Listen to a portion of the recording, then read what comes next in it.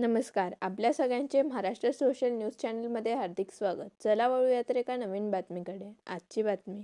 धुळे शहरात होणाऱ्या युग प्रवर्तक हेडकेवार या नाटकाच्या प्रचाराचे बॅनर फाडल्याप्रकरणी शहर पोलीस ठाण्यात आंदोलकांविरोधात गुन्हा दाखल करण्यात आला आहे. या पार्श्वभूमीवर भारतीय जनता पक्षाच्या अनुसूचित जाती जमातींच्या नगरसेवकांनी पोलीस अधीक्षक विशाल आनंद यांची भेट घेऊन संबंधितांवर कठोर कारवाई करण्याची मागणी केली. या प्रकरणी भारतीय संविधान सेनेने नाटकाला विरोध दर्शविला आहे.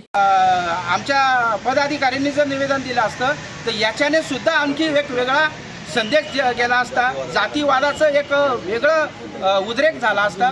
प्रथमदर्शनी आम्ही जरी भावना दुखवलेल्या असतील, परंतु आम्ही सुद्धा त्यांना सांगितलं की ही आमची देखील जबाबदारी येते. समाजाचं आम्ही नेतृत्व करतो आणि म्हणून आम्ही आजच्या प्रथमदर्शनी SC आणि STच्याच पदाधिकाऱ्यांनी या ठिकाणी दिलेलं आहे. आमचा प्रामाणिक हेतू आहे धुळे शहरामध्ये वादविवाद न होता, जातीवाद निर्माण न होता शांतता राखली पाहिजे. आम्हाला माहिती आहे हे आम्ही निवेदन दिल्यानंतर 2 प्रवाह असतात. आम्हाला देखील ट्रोल केले जाईल, परंतु आमच्याला ट्रोल केलं, आमचा निषेध केला, आम्हाला त्याची पर्वा नाही. आम्हाला पर्वा या माझ्या समाजाची, जो समाज संघटित होण्यासाठी शिक्षणाच्या माध्यमातून प्रेरित झालेला आहे. आणि जर असं कृत्य जर करून जर समाजामध्ये तरुण पोरांचे जर माथे भडकवले तर ते माथे भडकवता असताना खोटे नाटे गुन्हे दाखल होतील. आणि हा जो कार्यक्रम आहे हा महाराष्ट्र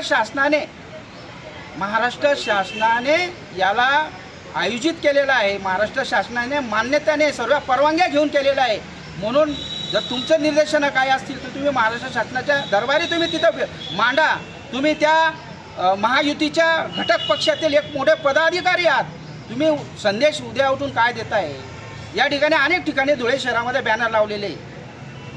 दुसरा मुद्दा असा पण काल आमची चर्चा झाली.